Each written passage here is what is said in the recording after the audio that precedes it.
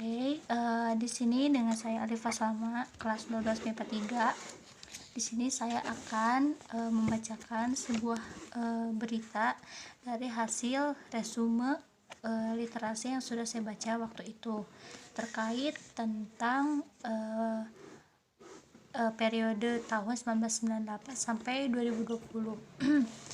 Nah, jadi di bidang politik itu pemilu itu dilakukan itu untuk menyalurkan aspirasi rakyat dan juga untuk menegakkan demokrasi.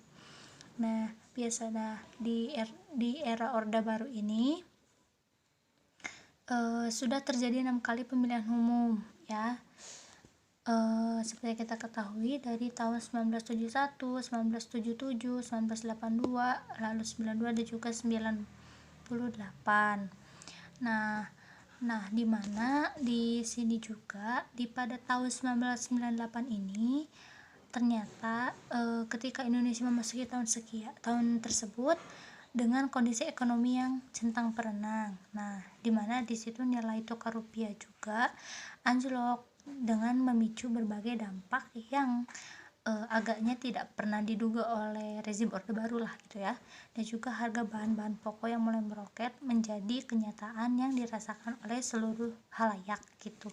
Dan juga di era Orde Baru ini sebelumnya pada tahun 1997 juga itu juga telah mengalami krisis keuangan juga tuh. Nah, di mana penurunan nilai kurs yang menyebabkan akhirnya orang kita ini mengalami utang ya luar negeri yang sebelumnya itu jatuh tempo lalu menjadi membengkak. Nah, pada akhirnya diterapkanlah sistem sentralistik dan juga militeristik yang dilakukan untuk menjaga status quo pemerintah. Jadi sehingga seluruh unsur masyarakat dan juga bangsa lebih ditegaskan atau lebih berpacu lah pada negara. Nah, jadi sehingga terjadi perilaku yang tidak wajar, menimbulkan korupsi, kolusi dan juga nepotisme, KKN singkatannya gitu. Tapi di sekitar tahun 1958, sebelum dan sesudahnya jatuhnya rezim Orde Baru Soeharto, internet itu makin populer loh. Internet menjadi salah satu ruang perlawanan terhadap rezim Orde Baru itu yang sangat ketat untuk mengawasi ruang-ruang media. Dan juga hingga saat ini internet itu masih digunakan, tetapi untuk kondisi ekonomi saat ini juga agak sedikit menurun juga nih.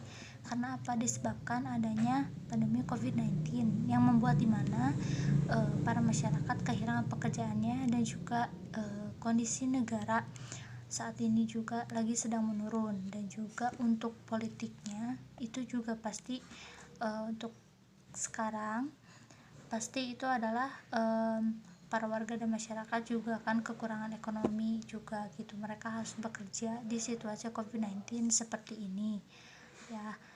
Mudah-mudahan COVID-19 ini cepat berlalu gitu. Sekian untuk berita hasil resumenya. Kita akan kembali di pekan berikutnya. See you next week.